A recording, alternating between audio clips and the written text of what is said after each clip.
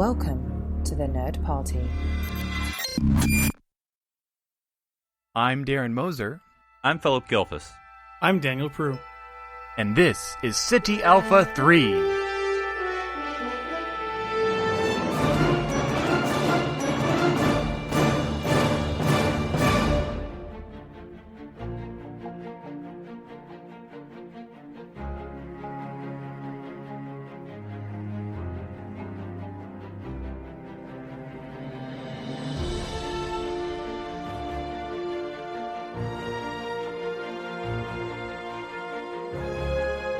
Hello, everyone, and welcome to City Alpha 3, a Star Trek podcast. I'm your host, Daniel Prue, and joining me as always are my co-hosts, Darren and Philip.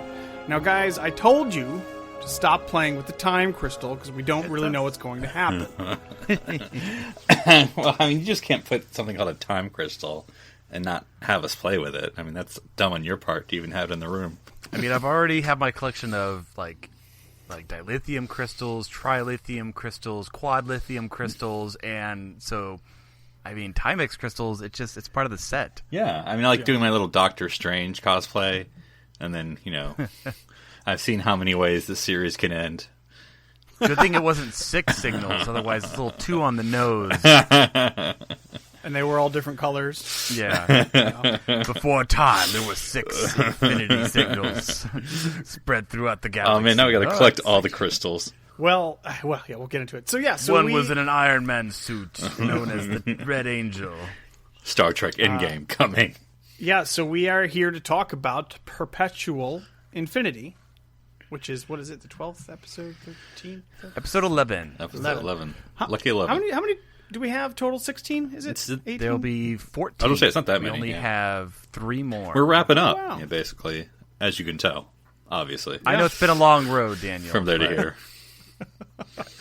Unless they added more, because last season was 15, so I'm kind of surprised that this would be less, but maybe I only have 14 down on my list. So. Well, one thing I thought was, and I mean, I assume, so I'm not really making an issue of it, but like everyone else is like making an issue of like, oh, you know, Anson Mount and Rebecca are leaving at the end of the series. Like, well, of course they are. I mean, duh. I mean, yeah, we kind of knew that. But then it hasn't been like Ethan Peck is leaving at the end of the series. So is Spock leaving, or what do we think?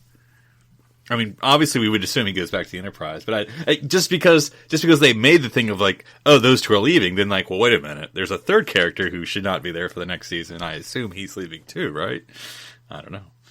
Yeah, I don't even want to call them rumors. It's just people speculating, and it's all speculation. Yeah, it's all talk and stuff. But people are thinking that they would do go off and do maybe another spinoff. But whatever. I think I'd be more interested in that. I really like Captain Pike, and the immediate, right before what we know of TOS. It'd be interesting, I suppose. So, but I don't know. I kind of feel like we've had the Captain Pike spinoff with this season. Like, I don't really know what more we would get. Well, I mean, the actual crew of the Enterprise we get, because there's I don't even know her name.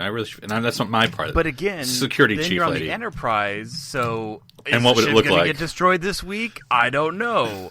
Maybe it might be, because then it wouldn't be there for Kirk. I mean, you're in that prequel conundrum. Well, I don't know. It's not like I watch TOS and think the ship's ever going to explode. But, like, there was I would be intrigued. Like, for instance, I mean, there was a comic series years ago. It may still exist, probably now, but it was sort of like Star Trek Year One or something, Enterprise Year. Or anyway, it was Captain Pike's adventures in comics land. And so, like, it would even be cool to have a Captain April, some sort of series or whatever. But at this point, he's not. I mean, I don't know if he's dead or not, but he's not around, right, at this point? No, well, I mean, with the animated series, he was... Oh, that's right, he comes back in that. Yeah, which I guess is theoretically Year 4 or Year 5, depending on how you... Oh, okay. So, but yeah, I guess one thing I was thinking about this the other day, and I don't have an answer, but I thought one of the things, the potential for Discovery, and it's slightly there, but not as much as could be. Again, it's not my favorite series, but it doesn't matter. In as much as I was wondering with Discovery whether they were going to try and do a lot of synergy. I know it's a never used word, but of like, there's books or novels are coming out, but they ended up contradicting the novels, which is fine. That's the novel verse. But why? Why not have the synergy of like, have the mix of the comics, because there have been some Discovery comics that have sort of quote-unquote filled the gap. But I just feel like there's a lot more that it could have been like this sort of broader Discovery universe of like we have the TV series, and then maybe when that's not on, you have a comic series, and when that's not on, the books will come out, and it's this all sort of like, if you don't get something here, you can get it there. But I don't think it's capitalized as much as it could have as sort of being this cross-platform Star Trek series. Well, I think their method is just have so many series, there's always something on. Yeah. So they're less cross-platforming it and more all-platforming it. Yeah. I just thought, that's the big push. Because I thought that was sort of interesting. Not that I was necessarily into it that much, but with the whole JJ, when you have the Countdown series, Countdown to, Into Darkness and Countdown to Beyond, that was just a small piece, but it sort of was journey to such and such. Yeah. So like it would be cool to, capitalize on that. So anyway, that's just a thought. They do that with Star Wars as well. They call it like Journey to Episode 7, and it's like these kind of little stories that kind of get you there. But of course, there are not even any Discovery toys out, and we're nearing the second season. So I mean, or a technical manual. That goes you how much this, and again, here I am complaining about everything. I don't like the series, and the portions are small. Is what I'm saying. But it's just it doesn't matter what the ship doesn't have one of those like toothed tracks on the ring where you can pull it and make the saucer spin, then I say missed opportunity right there. Because the point isn't that I don't like it. The point is that people do like it, and that you capitalize it so that even if people aren't aware of it, then it attracts. Of course, it's not really for kids, but anyway, but it attracts other markets, and so there's obviously more they could be doing other than just creating a million TV series. But anyway, to be fair, Philip, if you want to, you can buy as many disco T-shirts as you want. Oh boy! And the Eagle Moss stuff. That many left over? Or? Do you?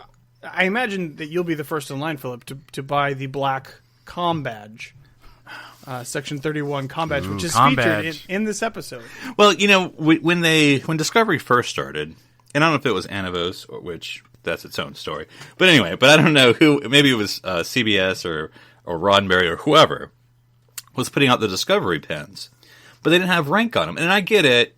That's because of the emboss, it gets kind of complicated. But you could still have, like, it's a command captain, it's a science lieutenant commander, but they're just blank pens. But those aren't Discovery. Discovery has the embossed, rank dots on it. So I mean, I could see the fact of then you have to make all these combinations. I know, but you could have some defaults. Or I think they should have just made it in, like, maybe two pieces, like a backing with magnets and stuff, and then, like, a forward left half that just snaps into place, and then that way you only have to manufacture the right rank for that. Or it could just be the characters, like a Michael one would be science commander, and then a Giorgio Pike one would be the I don't know. I just thought like it's hard for me to buy something that's not accurate, which I know sounds very nerdy, but I'm like it'd be like buying like a TNG pen, but it doesn't have the circle; it just has the delta. I'm like, well, that's not the pen, and so.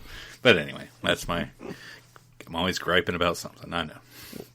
Well, let's get into this episode then. This episode called Perpetual Infinity. What do we think? Perpetual gripes. And what do we think the title is referring to?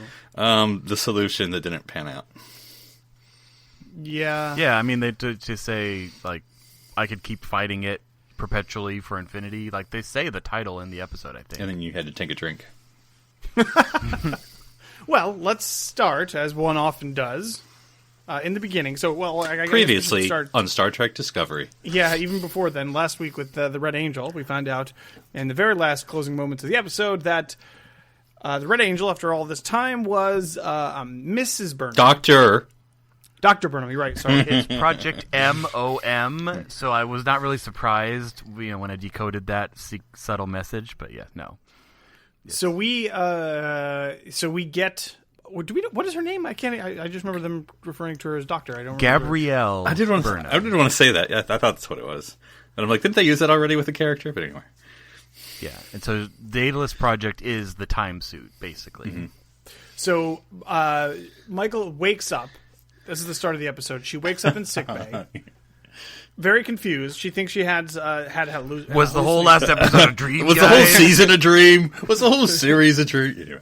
Is Lorca back? What's going on? And they tell her, "Hey, no, your mom is here." Oh God, I'm so. But she doesn't want to talk to you. We'll get to that in 1 second. I do want to say, I griped real hard last episode about the stupid line about them having 100% genetic, being identical or whatever. Mitochondrial, They Does try he to open up with something about that? Yeah, they try to hand wave it away. He's like, "Oh, there's a lot of similarities between moms and daughters." Knack, knack, knack. And I'm like, "Oh my God, dude. You said they were exactly the same. No, you should know. If you're a doctor in Starfleet, in space, you should know the difference between the genetic makeup of the mother and of her daughter. At the very least, and if it's a time suit, apart. technically it could have been Burnham's daughter. As far as we knew, that literally could have been an option. Yeah. But there would be a way to tell that it wasn't Burnham herself.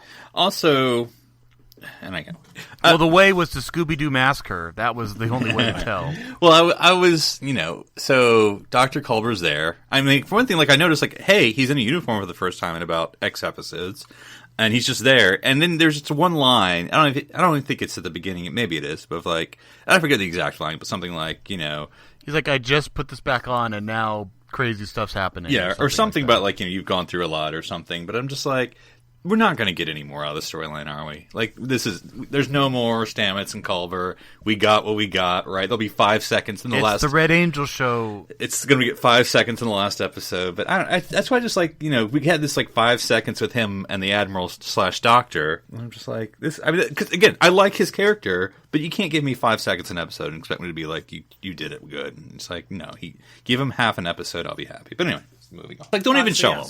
That's my point.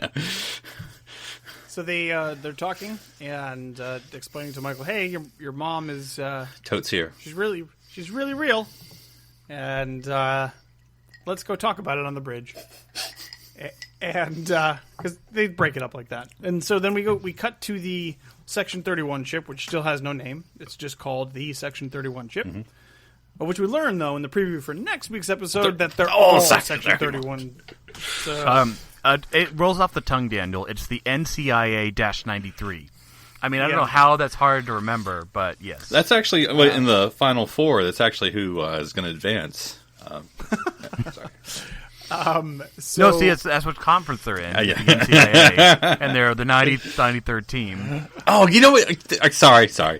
With Discovery, would totally, I would give them 10 points easily if they explained Parisi Squares somewhere in Discovery. You know what? I mean, why not? Throw it out there. I would give them 50 points if they said, "Oh, hey, Tilly, let me teach you Parisi Squares." Literally starts and then cut away to another scene. I think that'd be even better. You're old enough, right? They didn't talk about Parisi Squares, but it was just a few episodes ago they brought up Cottiscott. Yeah, which apparently is a really old game now because it's been around since this time. Yeah. I'm not sure. It's space checkers. I mean, look, chess evolved into 3 dimensions. What has Cottiscott done in the last 100 years? It's 3D checkers. It's now up. We need expansions. It's electronic. Yeah, that's true. We'll get into 3D chess a little bit later, but we do need to talk about the Leland scene because which one? The Leland scene where Leland gets assimilated. I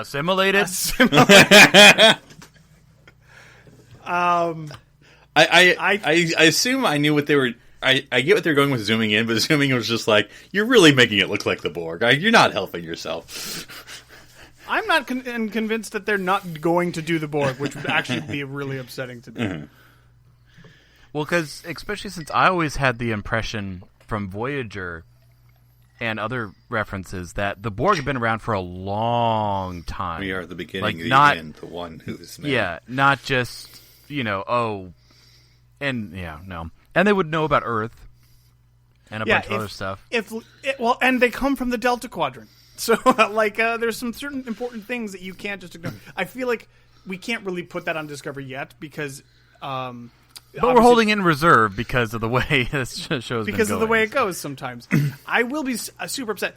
I guess that would, if they do go down this route, that would make Leland the first Borg queen. Yes, queen. So he's the Borg king. Okay. No. Never spoken of. He's one of one. That's right. Can I just, and I don't mean to skip to the end, but as much as I this is going to be my every time I say something. As much as I complain about fill in blank, as much as I complain about Section 31 and Leland, I would have liked a backstory. Like, presumably he's dead, right? Well, I guess he died theoretically, right, midway through the episode. But his body's dead now, right? Or I guess maybe that beamed away. Anyway, the point is, like, it would, as much as I don't like him, at least give him some justification. Like, why is he Section 31?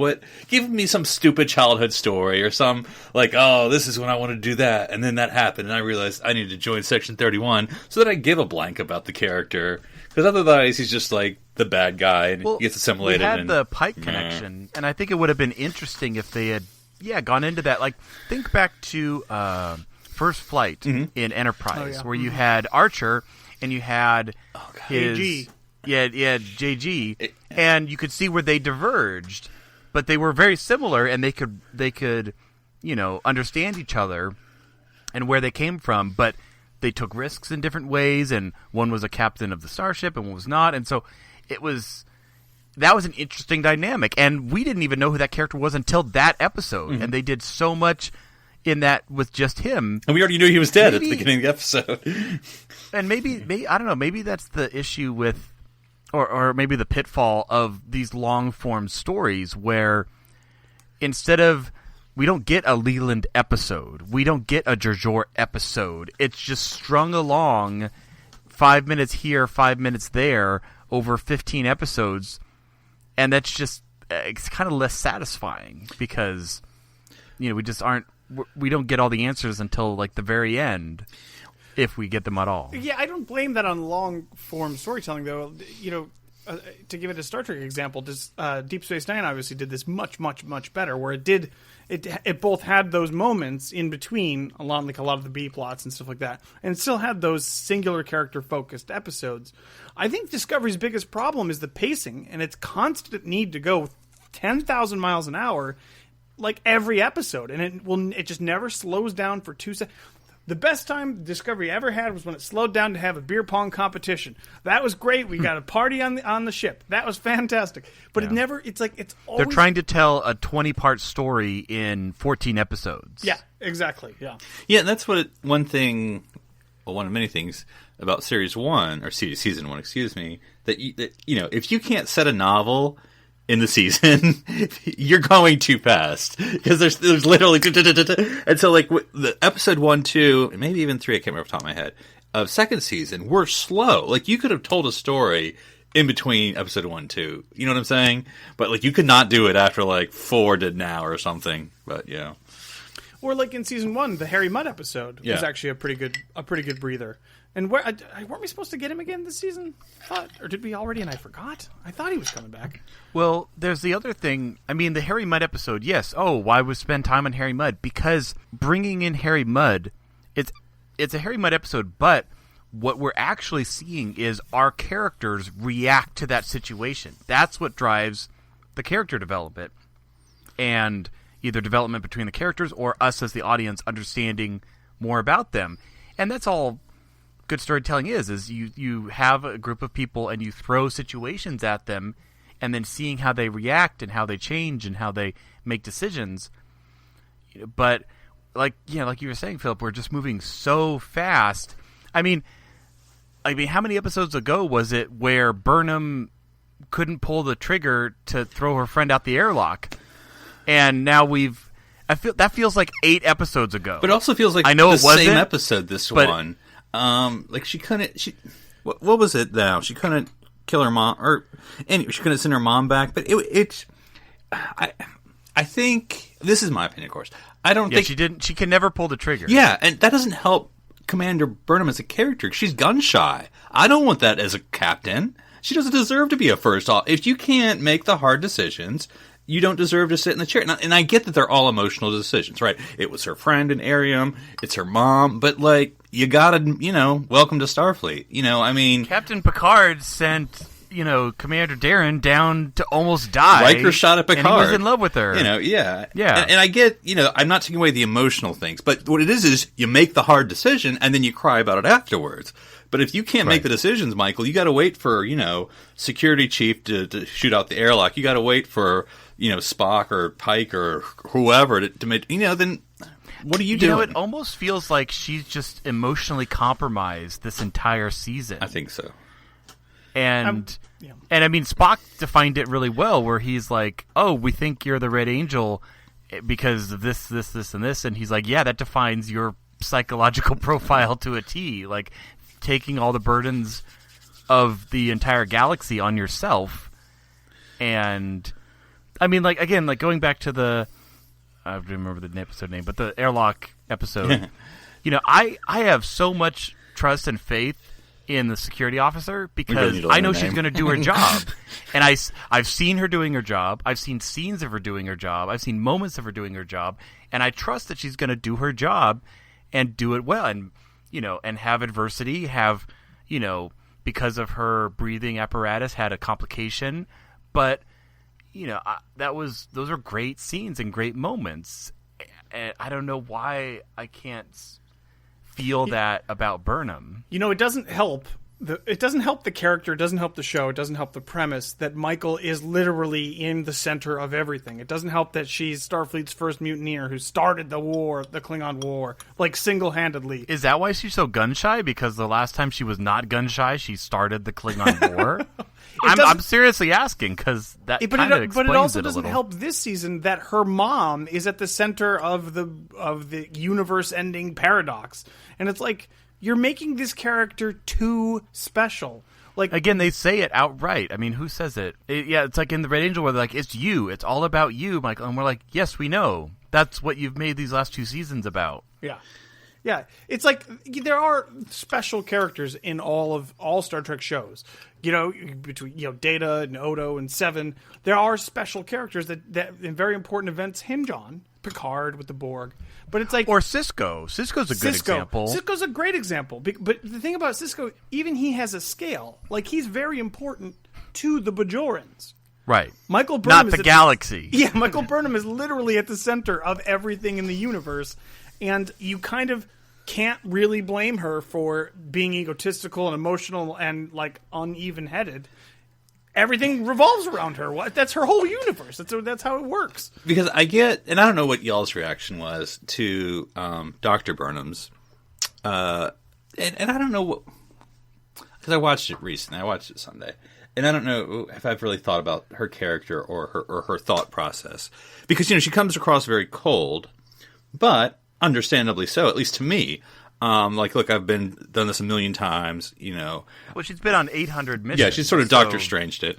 But then you have Michael like, no, I want to have this moment now. And I'm like, Michael, not effing now. This isn't appropriate. This isn't the time to have a cry fest when we're about to, we're 15 seconds from blowing up. Like, not now, Michael. Have your Grey's Anatomy episode afterwards. We got blank to do, okay? And I mean, I understand it. Look, it's your mom. Everything I understand, but it's just, again, doesn't serve the character well because you're kind of like, I'm yelling at Michael. It's sort of like the person in the horror movie who's like, there's a noise, I better go check on it. No, don't check on it. Like, it's just like, and I get at the end, Dr. Burnham sort of, embraced her. Her daughter, and so maybe so now I'm trying to figure out, was she just holding herself back, but anyway, but it was just like, it was one of those moments where I'm just like yelling at Michael Holmes, like, stop doing the thing you could do a super clip of Discovery where it's just Michael with big eyes welling up, tears, her bottom lip moving. It's half of Discovery every scene. Well, that scene in particular towards the end is super frustrating because everybody else in the room is trying to accomplish the mission. Every single other person, including her mother. Everybody's like, Giorgio's off kung fuing Leland in the face, and like Stamets and everybody else that's left alive, the security woman, they're all like, okay, let's do this. Nan is her name, Nhan. Okay, anyway. that's good. We should memorize. Hey, Discovery, say it more often. Let the characters say it in the show. But it's like. And it's like all of these things are swirling around, and it's like, this is the end of the universe, Michael. Just let it go. Just let it go. Just let it go. Mm-hmm. Literally, you had to let your mom go, and it would have been, anyway. So. Yeah. But anyways. I forget. So the time crystal got destroyed, and then the angel suit got sucked up, and then she got sucked up, so she's not in the suit. Yeah, that was a little concerning. Because for some reason, so unclear. I didn't understand it at first. Because that was the plan, right? That was the whole plan the whole time. But for some reason, when like it actually happened, I thought like, oh, the suit. Because like when she arrived in the suit, she sort of just phased out of the suit. So I thought she was sort of like phased into the suit, not like the suit goes and then she's like, bye, yoink. You know, I was like, whoa, that's not going to go well for her.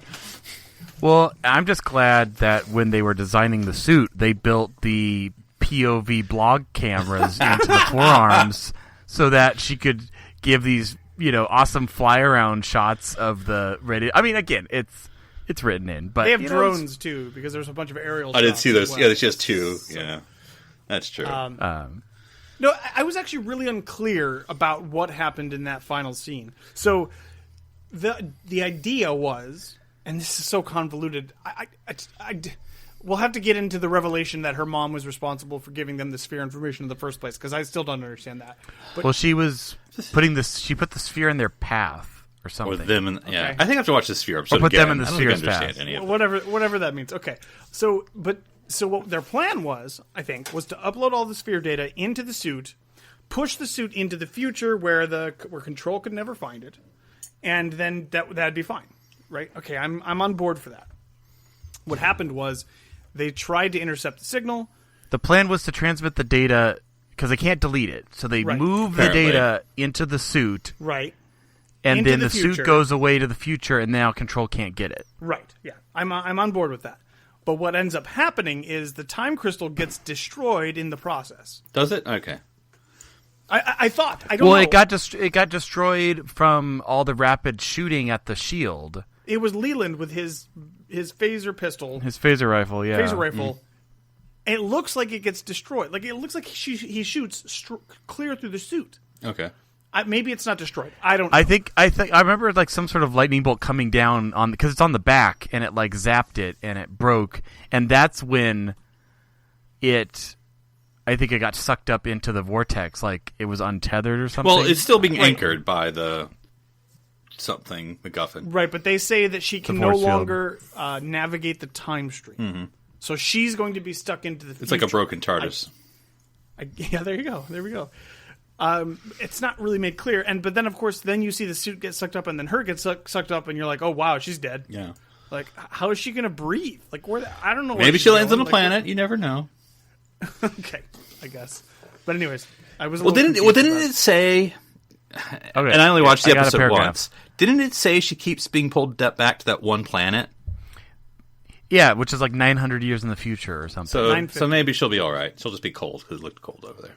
But of course, I did. Burnham. Daniel, I don't know. Well, you too, Darren. This is my thought. So it's like, oh, we can't delete it. We can transfer it. Oh, okay. Well, then we can send it to the suit. I'm like, you can't pull out the data banks and shoot it with a phaser? I mean, what is the problem? I mean, like, it's okay. Oh, the software doesn't work. You know what else you can do? Blow up this hardware. That'll do it. I was just saying, just blow up the Discovery. If it's that critical, all sentient life guys, you set the stakes. Where is the computer guy? Where is Yeah, power the thing down. Well, she got shut off out of the airlock, Philip. Okay. But I mean, like, you just take out the. I forget what they use in the 23rd century. The chips or whatever. Punch cards. Yeah, they could just power it down and wipe it or whatever. But whatever. Okay. Whatever, I guess. That wasn't really a huge sticking point for me. So Control, who is now Leland in the flesh. So they inject him. Oh, okay. Real quick. Last episode, he gets jabbed in the eye. Right. From that weird periscope thing that we've never seen before, we'll never see again. I don't know what he was looking at, but he just gets poked. Right. Okay, whatever. Then this episode, he wakes up and he is he's bound. He's tied up, and I'm like, who did that? How did this happen? I don't understand. Okay, maybe robot arms from somewhere. Then they give him a whole evil monologue, which you can't just blame Discovery for. That's just a trope. Whatever. They did it. They did it Prophet style by choosing all the characters we already know. Yeah. And then they assimilated him. Okay, so now Leland is Control personified. Mm-hmm. Okay. Without the red eyes, it threw me off. Does Control need to need the sphere data to become self-aware? Because it seems pretty self-aware right now. And it literally just bonded with a human. I'm not sure I even understand the story at this point. And maybe I just need to watch it again. Actually, if you have to watch it, kind of means was it told well. But anyway, no. I mean, I don't understand the story, honestly, at this point. It's getting a little but it looks like he convoluted. does survive. The ship flies away, masses warp trail, but fortunately for us, There's an escape Tyler's pod. not gone, guys. He's in the escape pod. But aren't there other people on the Section 31 You ship? know, we don't care about them. Okay. They don't have names. All right. So, yeah. So Leland is control now. Now, he is more powerful than any Borg we've ever seen. He's actually, like, extreme. He's just, like, he can, like... He's power physically. He regenerates super fast. Yeah, he brushes away phaser shots, but he can't... So if Locutus is T1, this guy is T2. Yeah, I guess you could say that. He, The Borg 1000. Yep. Yeah, so whatever. Okay, he's control now, and he's gonna go do whatever he's gonna do. We'll find out in future episodes. But Right. yeah. So is that it for Leland? Anything else we want to talk about? He's dead, I guess. Essentially, Leland, the character, is dead. Well, yeah, the human Right. of Leland is gone. Yeah. Which means Captain Giorgio's in charge now. Oh yeah. Ready to go off on her own mission series. Hey, I have a question. Mm-hmm. During Giorgio's and Dr. Burnham, which of course we have to have a mother versus mother Right. Mother off. Right. monologue or dialogue, I guess. Dr. Burnham says, "Can I ask you a question?" And she says, "Mother to mother." Mm-hmm. Now, as far as we're aware, even Mira Giorgio has no children, right? I can't remember, honestly. I'm going to say I can't remember. No, I think she meant as a pseudo mother to Michael. Because, Yeah, but that's not fair. That's she poor writing. says Well, that she watched her. Well, she knows- like she watched all she knows the every future. graduation, Yeah, but that Giorgio wasn't there for Michael. Well, she's saying that in the future, she sacrificed herself for Michael. That's still not your mother, and she still doesn't count as a mother. I'm just saying we know how Section 31 series ends now. Mike. Oh, actually, that's true. Because I see what you're saying. Giorgio points out that she's from the mirror universe, but Yeah. but Dr. Burnham I know. seems to say, "No, you're the Giorgio that I've seen." I don't know. Yeah. that actually reminds me of the moment when Dr.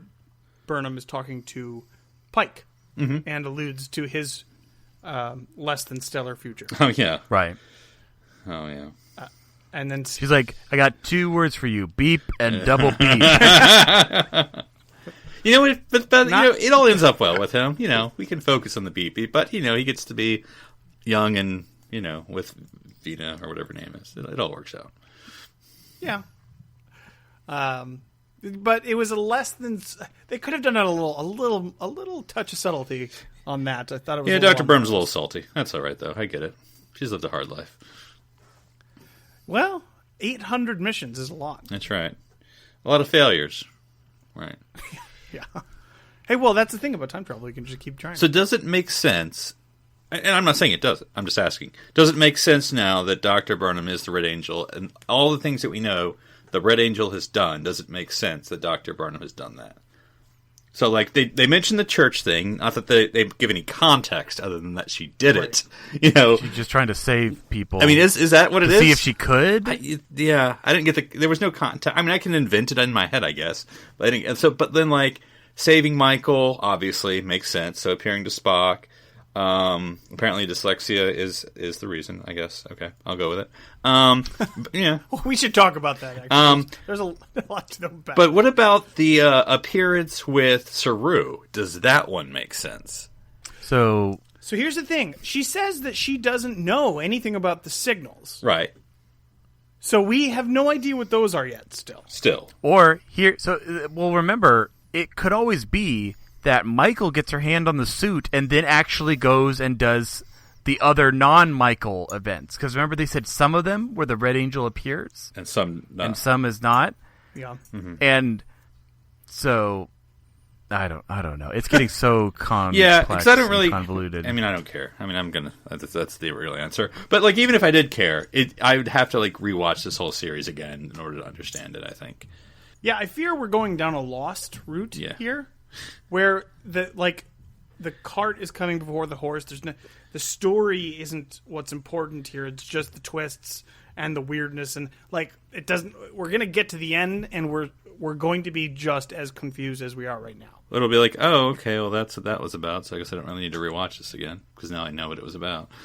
Yeah, it's got me thinking. A recent series I watched, and I know it's very popular, but I agree that it's popular because I liked it and enjoyed it very much, was Umbrella Academy. I don't know if the both of y'all have seen it yet. I've heard of it, but I highly recommend it. I'm not saying it's the best thing in the world, but it's 5 stars. I mean, I would say it's 5 stars. You know, I won't go into it other than to say, not the whole time, because I forget how many episodes. They don't have a lot of episodes. I mean, yeah, I think it's like 8. Yeah, and it does seem longer than that, funnily enough. But anyway, to me, an approach they do is they do focus on a character per episode, but it's not that character only. It's this weird thing where they never forget they're an ensemble show. So it's like, okay, you probably want to know more about this character, so we're going to follow them, but we're also going to keep telling the whole story with everyone else. And so when we were talking earlier about getting to know characters more, like, you can do... Is it like flashback? Like the episode is about them in a flashback and sometimes then they go to the main story? Sometimes. I mean, it's a mix. Sometimes. It's really more just concentrating on that character. So, like, you know, like there's this one character... he ends up time traveling. That's sort of not the point. But you just learn more about him. Instead of him being just part of the ensemble, you do a little focus on him and follow him around. And then at the same time, you're telling all the other stories because there's just so many things that you're telling. And so Discovery, I feel like, you know, you could have the Stamets episode. Well, there's still stuff going on. Or you can have the Culber. But just, you know, just sort of like in focusing on a character, we can learn more.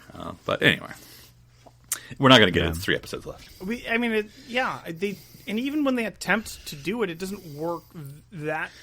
We had a whole Arium episode, guys. Again, someone we didn't know anything about. But, like, for example, we had the whole Saru episode, which I think I liked for the most part, at least. But it's like, even then, it's not focused enough. It's still focused on the Red Angel stuff. It's still focused on... It's good to have elements of it in there, but it's always nice... Again, because we're moving at such a fast pace, to take a breather, just do a Saru episode on his home planet. Then, you know, with like a little mention of something. It doesn't have to be tied into that main story you're trying to tell. Yeah. I guess, I mean, and I don't know, I'd have to have a better suggestion, right? But I guess the time travel section 31, if it should be more of a sprinkle than the whole arc. Of course, people may love it, and that's just, you know, my comment. Because I'm obviously going to tend to argue against serialization, but I don't think that's true. I think, even though I had, like, my Star Trek episodic, I think you still do serialization, but it doesn't have to be all this crazy stuff. It could just be sort of this, more of a mainstream mission. Because I feel like if you use time travel for the whole arc, you know, the Red Angel is basically time travel. And then the Section 31, which is not my favorite, but I guess it's other people's, as the whole arc... You know, it's like, can you like dial it back where it's just like contributes to the arc and it's not the whole? There was a lot of. What'd you think of the Spock moments, Daniel? He's being the better brother these days, isn't he? Okay, there's a moment when Spock says, "I like science." Oh yeah, Gods, guys, I give the Discovery writers plenty of flack for a lot. Now we need the Bill Nye the Science Guy instead of Bill. It's Spock. I give the Discovery writers... Science rules. He basically said that. Spock dropping the F-bomb. It'll happen anytime. That would have offended me way less than this did. I would be fine with a Spock F-bomb. That'd be totally cool with me. But this is like the most... We just needed the GIF. Shallow... Oh, by the way, and I actually, this is to anybody who's interested and who doesn't bother you. I found a Twitter recently called Swear Trek. Oh yes, which yes, is hilarious. All it is they take little gifs of Star Trek and they out of context, of course, and they put like a reaction, a really emotional reaction, and they'll put some sort of profanity strewn, whatever. Yeah, so some profanity laden. Kind of like a bad lip reading sort of situation, and it's just done for fun. So if you're not offended by that sort of thing, check it out. It's probably my favorite thing I've seen on Twitter. It's awesome. It's really funny. Anyways, guys, anybody and everybody is better than that line. To have Spock say, "I like science." Thanks. Really, You just devoted screen time to... Oh, God, it bothered me so much. Even that just tiny little bit. That tiny little line. Come on, man. This is not... Whatever. It's a Tilly line, for one thing. Also, there was a... It is. And again, everyone knows Tilly's not my favorite.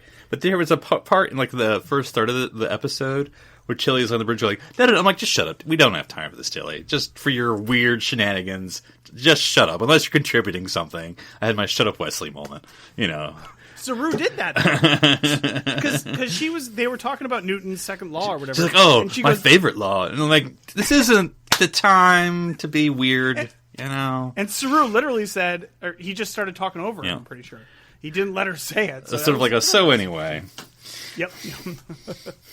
Spock doesn't get a ton to do in this episode, except for set up the chessboard at the end. You mean metaphorically? Yeah. I guess. This is why we brought Spock on, people. No, I just thought about the and again, I know it's not fair, but I'm doing it. Well, they only brought on Spock because Spock is connected to Burnham. They only made Burnham because she was connected to Spock. So it all goes in a circle. What came first, the Burnham or the Spock? Well, I was just thinking of where No Man Has Gone Before, when Kirk, it's literally the first scene, Kirk and Spock are playing chess, and like, Kirk does a move, and Spock's like, one of your irritating human emotion moves. And I was just like, and now we have Spock playing Michael. I'm like, I guess he knew about that beforehand, didn't he? So anyway. Yeah, I don't know. No. Oh, I had a question for you, Philip. Okay. I mean, maybe you can answer Darren. I'm not sure. There was that moment when Michael and Spock were going to the transporter room, and apparently she quotes Hamlet. Or he quotes Hamlet. Yes. Something about fixing time. Yes. And he, which is fine, okay, whatever. I don't know. I don't know anything about Hamlet. Mm-hmm. So, but she just says, "Hell yeah," or something along those lines. I can't remember specifically. I didn't quite catch it because it just seemed extremely inappropriate. Or there's another word for that. But just like, guys, I get it. You're, no. I didn't like. Maybe I thought I was maybe missing something in context from Hamlet. Well, I don't know. I actually, the more I see Hamlet, the less I like it. And I've seen it several times at this point. Make up your mind, Hamlet. What the hell are you thinking? Anyway, it just reminds me of like any time a movie or TV when someone quotes poetry. I've never, and look, listeners, I'm sure you are listening right now and you quote poetry all the time. I've never met anyone who can organically quote poetry. Memorized, of course, is what I'm saying. It's always like, that reminds me of da-da-da-da. I'm like, no. So Spock quotes from Hamlet as Burnham prepares to beam down. Time is out of joint, oh cursed spite. This was born to set it right. Yeah, that makes it all better. Yeah, I didn't... Okay. Well, let's see. What else do we have to talk about? Do we want to get into... We brushed on it, but do we want to get into Dr. Burnham? And, I mean, there's not... We don't really learn much, except that this woman has just been through a tremendous... She just had a Groundhog Day experience. She's been doing the same thing for... We don't know how long. Well, I guess 20... You said you wanted to talk about the sphere thing that I don't understand about... Putting it in the path, or yeah, I just I don't know. I just don't understand how somebody with a time machine can fail that many times. I just don't get it. Like, I'm not blaming her. I just don't understand. How did she move the sphere? It's like an ancient sphere. Or did she? I can't remember how it worked. Yes, that's why I said I need to watch the sphere episode again because I don't think I understand the sphere. Was it a red light in the sky that brought them to the sphere? I can't remember how that worked. So no, they drop out of... They're going to where it should be, and they drop out of warp, and it's literally, like, right there. Oh, it pulls them out of warp. I remember that. Yeah. So how did she do that? Well, remember, she doesn't know anything about the signals. Right, but she says that she's the one that did that. She's the one that said... She said, I brought the sphere to you. I don't know. Maybe the sphere is V'ger. I don't... At this point... Yeah, her time-traveling abilities are murky. Which is fair, because time travel is a murky subject. Right. It's tough to deal with, like, as a hard science. But she watched Michael do all of these things. I don't know if she physically was there, but she seemed to have been, like, at all her important life events. Yeah, that is true. Or did she just have the drone go out and spy? Well, and how did she join? I mean, if she's technically failing multiple times, like, I just want to know, how does this interact with like multiple timelines? Because is it like one timeline, and how can she tell if it's worked or not? I don't know. They don't cover the time travel at all. Is this the darkest timeline? I feel like her anchor point is that everything's the same except for the Golden Gate Bridge is blue. What would you call that then? Her anchor point is that 950 years in the future. Which is weird, because I totally thought the anchor point was going to be like when she jumped from the research station in the past. I was surprised. Like, why is her anchor point in the future? I don't know. Yeah, I don't understand it either. She was trying to go an hour back in time and went 950 hours or 950 years in the future. Somebody put the decimal point in the wrong place. Yeah. She went so far back in the clock that it reset over in leap yeared into itself. She also. I really want that DeLorean time set up. There was also. Can someone make a model that's roughly to scale? There was also a lot of talk about saving Michael's father. Well, she said she was going to save Michael and then save her. Like, he's number 2, and she's taken 800 tries to try to save Michael. So, does that mean she's trying to reset the entire timeline? I guess from her time traveling perspective, she's trying to stop that. I don't know. Again, the time travel is murky here. Can I throw something out here, which I always take with a grain of salt, but I'll throw it out there anyway. So, they had Paley Fest, whatever the heck it is called. And they had the Discovery cast there and blah, blah. And I didn't read a lot of coverage. But I just got like a bit of the Ethan Peck and I think some of the other characters were all like, season 2 ends, guys, like in such a way, like, oh man, guys. And I'm like, God, what could it possibly be? I don't know. I mean, is it really going to be that big? Is it going to be like, explains everything? Because that's kind of what they were saying. It'll explain everything. The whole Michael and Spock and time. And so I don't know. What are you guys expecting in 3 to 4 episodes here? Well, to set the stage here, to maybe set the bar, they gave us a little bit of explanation here for why Spock's journey into this storyline was explained here. Mm-hmm. And basically it was the fact that it was Michael's stepbrother, who happened to have dyslexia. Right. And was half human, half Vulcan. Mm-hmm. There was no grand purpose. It's just that he happened to respond to the messages well enough more than anybody else did. Right, because of his dyslexia. To understand time something. So it's almost like they built that character trait, which never existed before, into the character just to excuse the plot. That's the MO, but yes. Yeah, so what I'm saying is, and remember how season 1 wrapped up, which was in a real hurry and in a real convenient bow. I just don't expect this to be any different. It feels like we're bumbling our way through the season, and they're just going to make it all fit at the end. Nothing's going to actually work. And it'll be a cliffhanger, they're just of course. Shove it together. Yeah. Yeah. And then they'll be on their way to meet their new captain, and then, guys, it's, I don't even know. Something. Who would they even do? What's the captain? Oh, Garth. Could be Garth, right? Garth of Izar. I don't know. Oh, jeez. Well, we only have 3 episodes left, guys. What are their names? Go ahead. We know the next one, but I don't think there's been any announcements for the last 2. Mm-hmm. So, Through the Valley of Shadows that doesn't do anything. Next week. Of course it doesn't, but I forget. I'm checking. No, we haven't had our Latin yet for this season. We've been Greek. We've been very Greek, though, so look out for your Greek references. That's true. What was the preview about? Other than all I can remember is all of Section 31 will kill us. All Section 31 ships. That's all. This little blurb, I just read it. It's laughingly nothing. But give me 1 second. Okay, a 4th signal. So we're only to signal 4, guys. There's 7 signals. Maybe there's more. That's what season 3 is about, is finding the other signals. A 4th signal leads the USS Discovery to an insular world where Pike is forced to make a life-changing choice. Burnham and Spock investigate a Section 31 ship gone rogue, leading to a discovery with catastrophic consequences. That tells me nothing. Absolutely nothing. But do you remember in Harry Potter? Yes. when we didn't learn about the Horcruxes until the seventh book? Yeah. Something like that. But it was played well enough that it was like, oh, but you had seen them the entire time. You just didn't know know what they were. You just didn't know.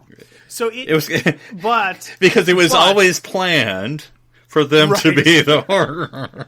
Right. So Harry Potter is What are you implying? She's like, I don't know, the Elder Wand and, I don't know, Moody's Eye. I don't know. Exactly. What do we got out there? Exactly.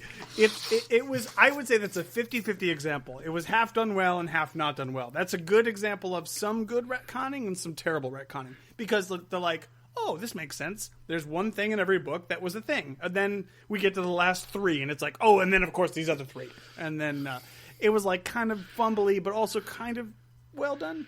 Yeah. I don't expect that at all. I expect this to be, oh, we forgot that we had 3 other signals to deal with. They're all at this one planet. Oh, there we go. Or we have to, or again, we should break up the party. Isn't the spore drive still down? So hopefully they're not far, because again, that map made it look like they were all over half the galaxy. I mean, again, it's like, okay, I don't fault them for the Red Angel storyline, like for having something that's a through story and building up to a reveal. But I also, that's a double-edged sword in the fact that, just like we were kind of talking about Lost or things like that, where it started to become layered in mystery, and then you have the risk that the payoff isn't going to work. Right. And I kind of feel like so far the Red Angel payoff hasn't worked. Well, the season 1 payoff didn't work. Like, and that had a more troubled production, I think, than season 2 did. But it didn't work. Like, we had the whole Klingon war, and then we fixed everything in the last 2 episodes. And that was it. I kind of feel like they did such a slow burn for this one, too. It didn't... It's going to be the same thing. And this one's going to be... It feels like... If I'm going to make a prediction, it's going to be worse because there's all this time travel nonsense that's going to be mixed in there, and nothing's going to be clear. It's not just going to be we found a planet that can talk to both people and blah blah blah. It's going to be like, oh, there's 3 time travelers and they were all working together. And in the teaser, speaking of which, in the teaser, doesn't what's her face come back? The Klingon, wasn't she in the teaser? Yeah, Laurel. Laurel was in there, which for reasons. Meanwhile, on the planet of Kronos... the baby! It's the baby. It's the baby. Oh, it's the that's right. Yeah. That's the planet. It's the planet where the baby's on. Oh, boy. Isn't that the same planet from TNG? Yeah, I think so. Where he's... The monk planet that Worf goes to. See, Yeah. Yeah, I'm pretty sure. Shoot. What's his face? It is. Where he sees the vision of Kalis. Kalis, thank you, sorry. So, who's the son going to be? He's going to be someone, isn't he? Or she. It's a he, right? I can't remember. Who's the baby going to be? Yeah, the big internet, I think... I thought it was the albino. The albino is the theory from Deep Space That's Nine. kind of So, I mean, we've only seen 2 albino Klingons on Star Trek. yeah. I got nothing. And at least they weren't played by the same actor. One was played by a fake prosthetic baby head. So. Oh, boy. Okay. Well, I think, I don't know. I'm going to leave now. I'm going to leave it open. You guys, what else do we want to touch on before we close up here? I think we're Is there done. anything else? You could talk about this perpetually, but you shouldn't. Should we talk about... oh, God. There was another thing I would almost say predictions for how the series is going to end, but I have no freaking clue. Right. So, well, they've surprised us with, Michael's mom. I'm not, just poo-pooing and it's all going to be crap. I'm not saying that. I'm just saying, we'll see. I'm sure it'll be fine. It'll explain everything. Will it? No, it won't. Well, because and I made this point before. And I'll, last thing I'll shut up is that we're all talking about who's the Red Angel, who's the time, but does it matter? What's the story about something that will make me think? Where's the story about something in 21st century Earth, but told in a 23rd century setting? It's just, its own melodrama. It's a show on Fox. It's called The Orville, and it's actually good. Knocking it out of the park. Yeah. Really, but anyway, that's not Discovery just doesn't want to do social commentary like we're used to. It just has no interest in it. It seems. I mean, it touches it. I mean, there are little. It touches like we're doing war, but I'm like, yeah, but you can then say a story about war. We're doing mother daughters, or but like that's just it's a dramatic storytelling because there's no broader. Anyway, whatever. Yeah, well, I mean, yeah, you take something like Lorca, which we were all really interested and invested in. Like, maybe this guy's just a broken dude from war, and we can talk about that and think about it and really investigate it. Nah, he's just an evil counterpart with a, mustache twirling, jerk face. And that's the MO, I think. It's just, because they move at such a pace, we don't get to stop and think about the ramifications because we're already on to the next time-traveling mom or whatever the next thing is in the next episode. It's like it's just so fast. It's so fast. I just wish they'd slow down for 2 seconds. There's lots of really good characters here, so I don't know. Yeah. But anyway, we'll find out. Anything else, Darren? Darren, what do you got? You've got something. I want to hear it. Yeah. So the Red Angel. Who do we think is the Red Angel? No. We know that now. Do we, Daniel? Well, I mean, I do like your theory that it could still be. I could totally else. see. Yeah, I get that. I could see Burnham getting in the suit and closing the loop, and half of the signals we've seen are her righting the wrongs. Because technically, if she's read through all the missions, she would see if the missions overlapped with some of their events, right? Like mission to the sphere that puts it. Yeah, that's a good point. I didn't even think about that. If there are missions that are missing, and she's like, think of it. It's like the Harry Potter Patronus thing, right? Where he's like, I'm so sure it's my dad, aka mom. I'm so sure my mom's gonna show up and save us because it's one of the signals. And then she realizes, no, I have to go in the time suit and go to the spots where we saw the angel here, and here. And set things right. That's what I think could actually happen. All right, and I'd actually be okay with that. Yeah. That's a really good point because they do make a point to mention we have all 840 whatever right episodes mission logs. Yeah. What bothered me? So about let's say there's no mission log to Kelpia. Or I know it's not called that, but that's basically what it's called. But let's say there's no mission log to that. Okay, well if she's in the suit now and she's got to make her last few jumps, she knows. And all we have to show is like a shot of her zipping in and then cut to her zipping into the next place. So she'll be like, I know, I'll find my mom and rescue. I'll go to where I know she was. I know she was on Kelpia. And then like, oh no, it was you. And then she gets there. Yeah, exactly. And then it's like, oh no, I am the Patronus. It's me. I am the walrus. Cuckoo.